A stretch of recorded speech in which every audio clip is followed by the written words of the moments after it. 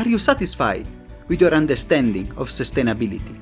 If you are not, imagine a journey together, a pluralistic one, with academia, innovators, startups, NGOs, all looking for solutions to the greatest challenge of our time. My name is Samuele Tini, and this is the Sustainability Journey. Welcome to another episode, and today I'm thrilled to discuss an important topic, the private sector partnership. It's really important. We have discussed many times in the podcast the issue of business, the private sector, and we do it with an expert. We do it with Elvira Goetz, who is a private sector partnership specialist at the United Nations. So thank you so much, Elvira, to come to us and explain us this such important topic. Sure. Thank you so much. I'm really happy to be here with you today.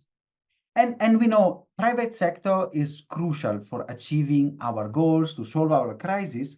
But before that, our question, who is Elvira? What is your sustainability journey? Can you walk us through how you have become an expert at the United Nations? Yes, sure, Samuele. So I've been working for the United Nations for almost 20 years now. Actually, this year I'll be celebrating my 20 years anniversary with the United Nations. So I've been working for several UN agencies, starting with UNESCO, which is headquartered in Paris, as you know. Normally Italians know UNESCO pretty well because Italy is the place where we have most World Heritage sites in the world. So so then I also moved to another UN agency, which is the International Labour Organization in Geneva. Worked for the UN Capital Development Fund in the that was also back in Paris in the role of private sector partnerships officer. Then I moved to Nairobi, Kenya, where I'm sitting right now. At the beginning, it was for UNESCO. Then I also worked here for the World Food Programme Kenya country office. And so right now I'm actually back at UNESCO, still based in Nairobi. And yeah, it was always my wish. I mean, even when I was going to university, to join the United Nations, because I wanted to contribute to the Sustainable Development Goals. And that is one way of doing it. So I really believe in the UN agenda. I think the UN is very important. As a convener, we need multilateralism more than ever. And yeah, the issues that we are facing are extremely, I mean, if we look at the current situation, geopolitical situation, and also the climate change, right? Like even here in Nairobi, it's January now, it's supposed to be our summer, but it's raining, flooding, and there is heavy storms all the time. So you just see the weather conditions become more and more extreme. So climate change is real, it's here. And I think we are all witnessing it already. So there are different ways in contributing, and I think everybody can do his or her little part. We can all contribute to a better outcome tomorrow. So for me, the way was through the UN, but there are different ways, obviously. Fantastic. And really, I will want to tap for our audience and our journey on your expertise. You have been you are an expert for the private sector part. You have been exposed to many agencies, and I want really to ask this: what is the private sector role in global development? How critical is the role really of the private sector? We are now from many fora. We need the private sector, but how in practice they can drive the global development? How they can amplify their impact? Why we need private sector companies to find solutions to the pressing societal issues and sustainability problems is because companies drive innovation. Innovation most of the time comes out of private sector companies. For example, there are several companies worldwide that are producing concrete, which is able to absorb way more water than the usual concrete. So there are companies in the UK, US, that are able to produce this type of concrete. And this is just one example how private sector companies are important to find and to even drive the sustainability agenda. Fantastic. No, and I really want to go a bit deeper on that. You have mentioned especially the goals, and we know that UN, the big conferences, we had first the Millennium Development Goal, now we have the Sustainable Development Goals. How these goals can work and put in practice together with the interest of private sector that we know in private sector is mainly for profit and respond to shareholders. So how do you achieve this balance, especially in projects? And which principle do you work and you guide when framing the partnership with your work? Yeah, so no, that's a very good question. And obviously, I mean, working with the private sector, reconciling business interests with the UN development agenda is it's always a bit of a challenge. But it can be done. Personally, I'm a believer that this can be done. And I also see from my experience that those companies who really do well are those who are actually doing more than the bare minimum. So they are already way more advanced, and they're already implementing all these sustainability practices in their business operations. They are doing way more than the minimum would require. And so obviously when we reach out to private sector companies or they come to us, that's one of the elements that we look at. Are they a signatory of the UN Global Compact? What are their business practices? How is their ESG reporting? So there is a whole due diligence that is carried out centrally, mostly at headquarter level, before actually we can enter into a cooperation with any private sector company. So what I see is, yeah, smart businesses already understood that in order to do well, they also need to do good. Okay, so it's not like I think in the old model, companies used to set up their foundation. So there would be like a small arm of the company that would look after philanthropy and do some window dressing, so to speak. I think, I mean, obviously, if you work globally, you see difference between continents, between countries. But I think, globally speaking, we are already surpassing that now. And those companies that are really leading the discussion, that are also in Davos this week, are those who are really already doing more than that. You know, they already have, for example, electric cars or a whole car park of electric cars for their employees. They only function with solar heating, which, for example, is very possible in a country like Kenya. So they already implement all these practices. And I think also where actually the UN is also challenged, because it's important that we set the goals, we bring everybody together. The UN is a great convener, right? It's not to bring all member states around one table, especially if you look at what is currently happening in the world. But issues such as climate change, they affect all countries, whether they are at war or not. We are all affected also by climate change. So it's very difficult to bring all parties around one table. So that's already a big achievement on its own, and I think which is sometimes a bit overlooked. But the UN has this advantage of being also a neutral convener, right? And then we need to debate, we need to agree on common goals and implement them. And so, so for example, a couple of months ago in September 2023, we witnessed a very interesting development. For the first time, companies were part of, selected companies were part of, let's say, the UN Security Council special session on humanitarian aid, where the executive director of the World Food Programme, Cindy McCain, addressed the audience and really called upon private sector companies to step up their efforts and to help UN entities such as the World Food Programme to provide humanitarian assistance, to drive innovation forward, to make sure that no one is left behind. And fantastic. It's really, I want to go a bit deeper also on that, because coming from the development, also having the business side and the discussion, sometimes there is a bit of skepticism in development circles about cooperation with private sectors.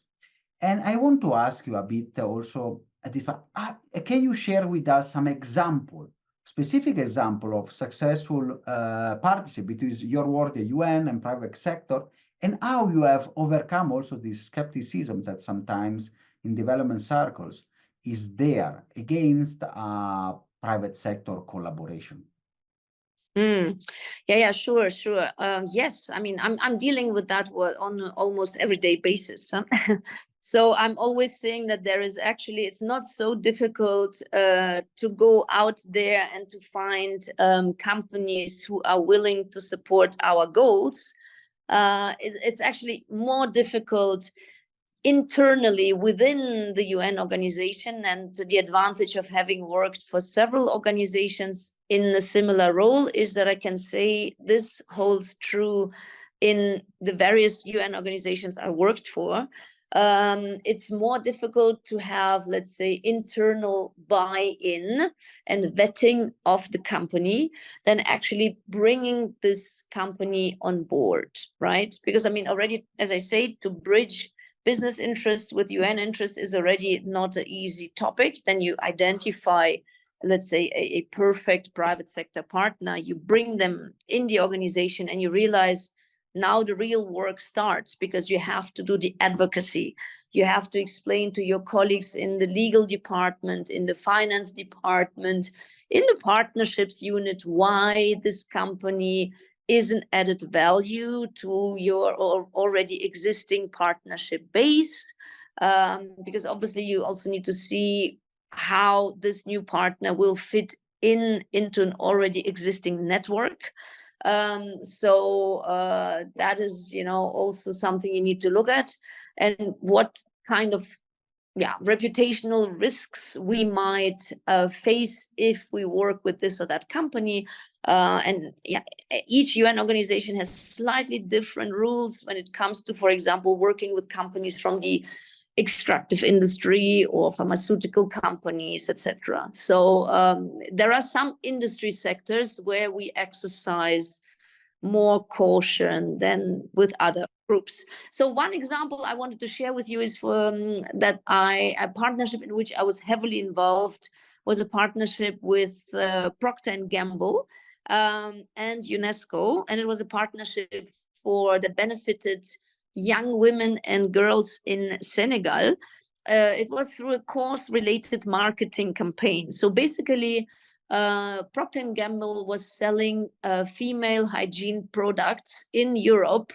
So there were some selected countries in which this marketing campaign was running. One of them was France. The other one was Romania and also Bulgaria. And so we came up, UNESCO and Procter & Gamble, we had so many meetings in Geneva, in Paris, where we said several, sometimes we locked ourselves into a room for half a day, and we had these, creative discussions about how the advertising actually could look like, the advertising for the product. How we can also give justice to the use of UNESCO's name and logo, which is extremely precious. So that's why we really wanted to sit in all these meetings and to make sure that there is nothing that is sort of that might become sort of dangerous for us as the UN organization. Because the private sector is very dynamic, but sometimes they go too fast and maybe don't validate things, and then something might be out there on TV and you you're not okay with it, right? So we had all these creative sessions. We agreed that nothing would go out, no content would go out, which is not vetted by UNESCO, okay? Because we had our experiences. So basically, and so that partnership aimed at raising funds. So through this course-related marketing campaign, so for the sale of each pack of these hygiene products, Procter & Gamble was giving UNESCO a given amount of funds. I think it was a minimum contribution because it was actually harnessing the power of selling, many of these packs, which then resulted in actually millions of contributions for UNESCO. But per pack, I think it was only like 15 cents. And so that was donated for each pack that was sold, 15 cents were donated to UNESCO. And then that went into a basic literacy and numeric skills training for young women and girls in Senegal, where in the rural areas you have, and not far from Dakar, you have women in some rural areas that you have like 80% of women that are illiterate. And so that's where we implemented this program. It was a fantastic program, which was also coupled with a social media campaign.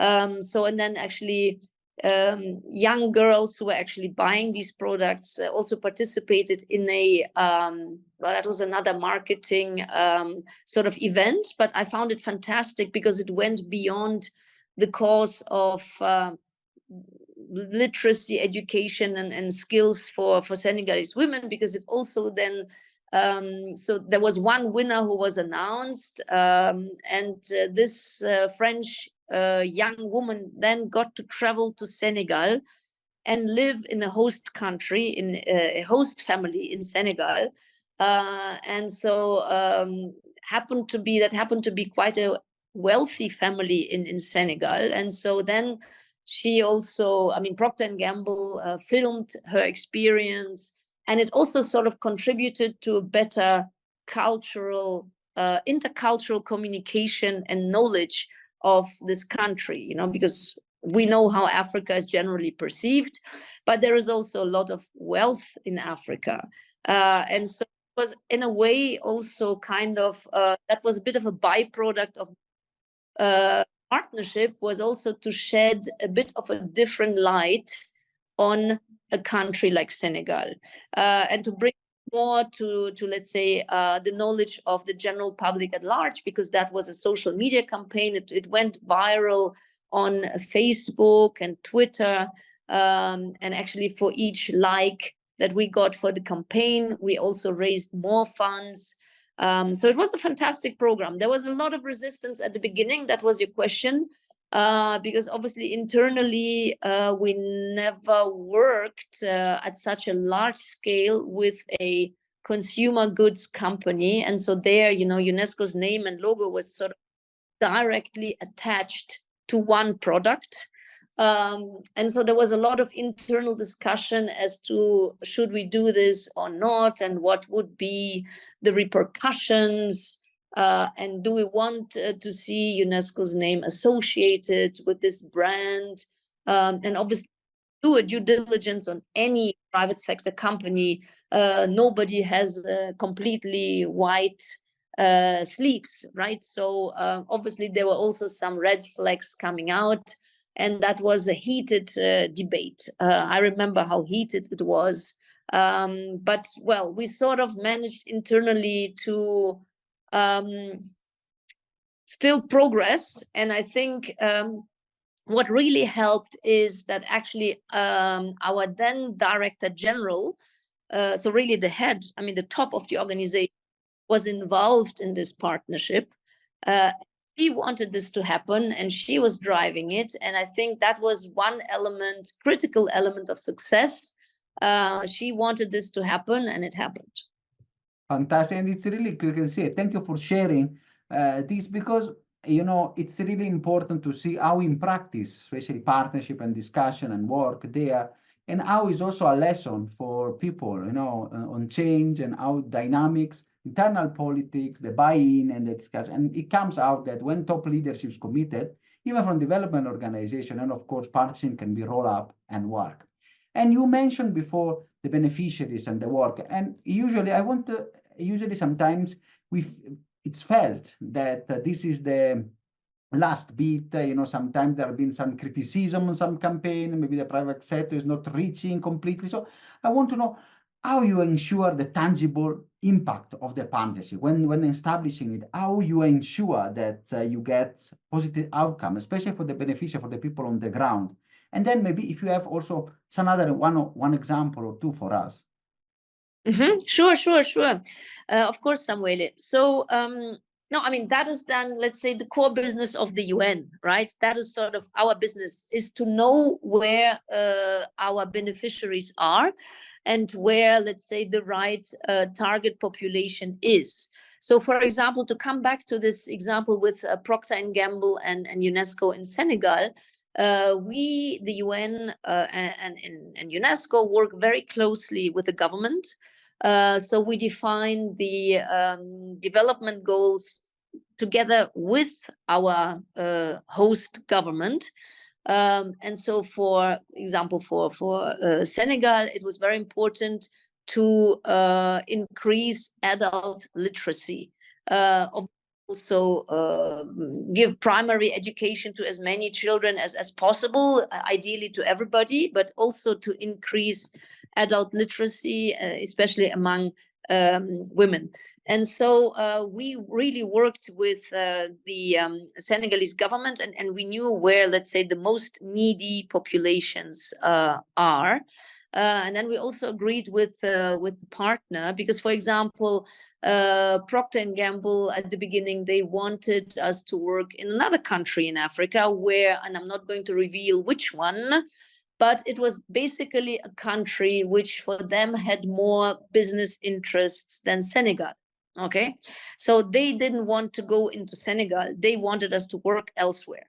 And so we said, okay, if you want to work on adult literacy and especially improving literacy and numeric skills of women, there is not much you should do in that country, because they are already quite, let's say, at the forefront on these. They don't really need that. And so obviously we are not going to be, the UN is not going to be hijacked by the private sector implementing their business interests. That's not going to happen. So there we pushed back and we said, okay, thank you. We understand that this country is of business interest to you.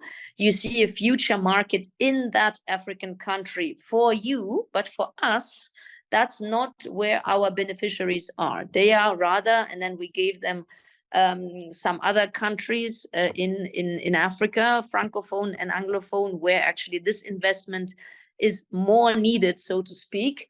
And then they agreed to Senegal. But at the beginning, for example, they didn't think of Senegal. They had another agenda. Yeah. And I think that was also interesting to witness that actually the UN does push back, right? And so if, let's say, the business interests don't meet let's say, the interest of the beneficiary or what governments try to achieve together with the UN for their countries, we push back. We don't embark on a partnership which does not reach the so-called, the most vulnerable ones, because we are there to serve the most vulnerable ones so that nobody is left behind. And again, if the UN would not be looking at these people and together with the NGO community, well, then I don't know who would, right? No, that is very important. Thank you for this example, because you really see the behind the scene discussion and negotiation and work, and also the role and the knowledge that comes from the development sector to how also address and work together with the company for the reaching out the correct beneficiary and audience. So this is it's really important. And subsequent to that question, I want to know, now you are now, I mean, at the top level, you're discussing with private sector partnership, you are working with different agencies, now with UNESCO and others. So I want to ask, What is your vision for this future collaboration with the sector? So what changes do you see maybe of the approach? Do you see is going to increase or is going to be more critical? So how do you see the panorama developing? Sure. No, very good question, Samuele. So what I see and what I can witness already now in terms of upcoming trends and what is going to be even more important in future is that the issue of blended finance. Yeah. So that you have, let's say, public sector funding, which is sort of pooled with private sector funding, with funding from multilateral development banks, for example. So I think we will see more and more sort of consortia being built up in future. I mean, I see that already here at the country level in Kenya. It's also a very particular place because it's very vibrant, it's very dynamic. There are so many impact investment funds that are active from Kenya actually and serving the whole African continent. And so what I see also, these impact investment funds, they want to do good, but they don't know how to go about it. So they come to the UN and we want to work with them, but we don't necessarily have the expertise. You see, most of our staff are not coming with a private sector business MBA background. It's mostly, especially at UNESCO, experts in world heritage, in education, experts. We have ocean scientists, water scientists. We have great experts on board, but not necessarily business people. And I think, and that's maybe also a call to those young people that are out there and maybe want to join the UN or NGOs. If I think in future, if you have a background in which you have solid knowledge about financial instruments, you know, for example, how impact funds operate, and you do a sustainable kind of a sustainable finance program. I mean, these degrees exist nowadays. I think you can also bring a lot of value into that space, because that's where I see a bit of a missing link between, let's say, the impact investment funds. Then you have also all these big pooled funds, such as the Green Climate Fund, the Adaptation Fund, that have way more capital than, let's say, the usual sort of bilateral donor governments with their respective aid agencies. So, for example, for Germany, it's GIZ or AFD for France. So I see just these multilateral development funds are gaining more and more sort of. I mean, money it has always power, right? And so they're very important in this whole climate change sustainability discussion, and we need to work more and more collaboratively across sectors. So and we can't do it with government funding alone. We see now we live in a world with at least 3 wars, and let's say the development cooperation budget is shrinking because countries in the Northern Hemisphere have now different, let's say, priorities, which is in a way also understandable.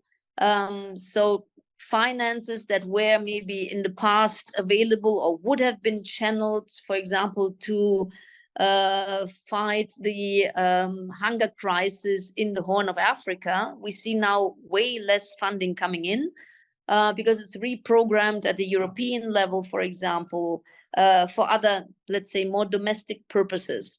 So what is important is, I think, in future, it doesn't look like these wars are going to end, unfortunately, anytime soon. So we have to live within that situation. God knows, way too ready. So I think we will need to be in a situation where we truly have more and more cooperation and these consortia between public finance, private funding and government funding really working together. And so, for example, worked at the World Food Program last year. We also built up a new program which was aiming to develop a sustainable fish value chain in Lake Turkana. So is in the north of Kenya. So this is the world's biggest desert lake, and it has a lot of the fish volume is rather important. So it's really the World Food Program invested some $10 million into really creating the whole value chain of the fish production already to equip fishermen along the lake with fishing gear and, you know, state-of-the-art fishing gear and not some, let's say, outdated fishing gear. So to really also train fishermen on how to catch the fish, the motorboats, etc. So the whole infrastructure, also the market development. So where would this fish be transported? In Nairobi, for example, there is a high demand for fish. Most of the fish you have in the restaurants in Nairobi is imported from other countries, although there is enough fish in Kenya to feed all Kenyans, right? So it's really to invest in the value chain. And so there we saw private sector funding mingling together with funding from actually the Dutch embassy, and the private sector plays an important role in this fish value chain creation. So, and I think that was one example, concrete example, but I think these examples will be more and more. Fantastic. And thank you so much, Elvira, for this and perspective of the future. I can see also from my personal example, coming from the development, then I went for the MBA, and you can see and speak the language of the two worlds. You are able now to mingle, and you can place yourself and discuss. And really maybe, and then thank you also for the great example of the Turkana project and the work. And really, I want to jump a bit on this. You have given us the perspective, and I'm sure many people are listening to us all around the world. They want to ask, wow, okay, I want to do more. I want maybe to become the global development professional. I want to become, you know, I want to give and do something. So which advice you want to give maybe to young professionals that want to become experts like you in sustainability? Yeah, so first advice would really be follow your passion. I mean, that advice has been given several times, but it's actually, especially if you're working in the, let's say, development cooperation space, it's not an easy advice to follow. So, for example, you know that, for example, you know, landing a fixed term job in any UN agency is sort of perceived, and I think, unfortunately, a bit rightly so, perceived as almost impossible because there is so much competition, etc. And that's true. I mean, let's be honest. For example, if you have a job which is advertised, for example, in UNESCO in Paris, which is obviously also a beautiful location to work in, right? So you might have something like almost 1,000 candidates who will apply for one position. Obviously, if you then start, if you work really where, let's say, the heart of the matter is happening, and that is in the developing countries, you will have obviously a better chance. So I would really advise young people to start rather pursuing trying to have if they want to build up their career, is actually to go and join an NGO, or there are so many, you know, different initiatives at the country level, and many countries, I mean, Italy, France, Sweden, Spain, they also have these, let's say, programs for young people where they can actually join the United Nations under what is called the Associate Expert Program. So it's highly competitive, but it is at the national level. So if you are selected through this national, let's say, selection, you are then placed at a given UN agency. And then it's the UN agency that decides if they actually send you to Asia or to Africa, or if your first posting is going to be with headquarters in New York or Geneva or Vienna or what have you. Or UNEP, for example, the headquarters of the UN Environment Program is in Nairobi, in Kenya. So there are different opportunities, but why is it difficult to follow your passion if you're in the development world? Because so many people will label you as a dreamer, maybe starting with your parents, who might say, it's maybe more secure to work for I don't know, a bank, or create your own business, or do something, or become a lawyer, whatever. So it's actually because sometimes people also look down upon you because they think you are a dreamer, you are an idealist, and you don't really know how the world is functioning. You want to make the world a better place, but hey, it's not because you want to make it a better place that it's going to be a better place. Well, I think if everybody had this kind of drive of doing his or her little share of trying to make the world a better place, we could get there. But I'm obviously an idealist. But I'm also practicing that. And I think that's also important because things get tough in your work. When you join the UN, for example, you have to sign up to the possibility of being posted anywhere in the world. So you can be moved from one country or even one continent to another. And then in a relatively short period of time, you have to adapt to a totally new context and work in a totally different place, and have also this cultural sensitivity to adapt and thrive in a totally new environment. So which also means that it's a choice, but it also has an impact on your personal life. But yeah, so that's, I guess, the advice I would give is to follow your passion. And I think in future we need more finance specialists. We really need people who understand how financial products investment work, and how can we bring, let's say, unlock private capital for the development goals. Fantastic. And thank you so much, Elvira, for this advice and for this wonderful episode full of insights. And I'm sure we'll have a lot of discussion, and maybe we'll reach out for more from you. Thank you so much. It's been an honor and pleasure. Thank you, Samuel. It was also a pleasure for me to speak with you. And looking forward to our continued conversation. Fantastic. Are you satisfied after this wonderful episode? Let's continue together our sustainability journey.